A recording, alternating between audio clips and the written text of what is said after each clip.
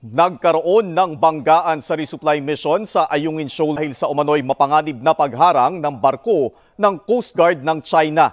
Ayon sa National Task Force for the West Philippine Sea, hinarang ng China Coast Guard Vessel 5203 ang resupply boat ng Pilipinas na Unayza May 2 na humantong sa banggaan. Nangyari ang insidente sa layong 13.5 nautical miles sa Silangan, Hilagang Silangan kung saan naroon ang BRP Sierra Madre na tatanggap sana ng supply.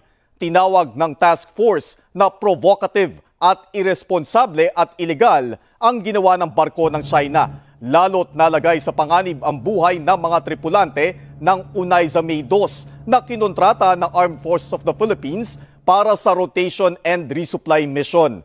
Sa pahayag ng task force, patuloy pa rin ang misyon lalo't nakarating ng BRP Sierra Madre ang Unayza May 1. Bukod dito, nabundol din ng Chinese militia vessel ang BRP Cabra sa kasagsagan ng resupply mission. Kinundana ng National Task Force for the West Philippine Sea ang ginawa ng China Coast Guard at Chinese Maritime Militia na paglabag sa soberanya at mga karapatan ng Pilipinas, gayon din ng mga umiiral na batas at alituntunin sa United Nations. Sinagot naman ng China Coast Guard ang nangyaring banggaan sa laot sa kasagsagan ng resupply mission ng Pilipinas sa Ayungin Shoal. Sa pahayag ng China Coast Guard, sinabi nitong pumasok sa bahagi ng Renai Reef ang barko ng Pilipinas na bahagi umano ng Nansha Islands.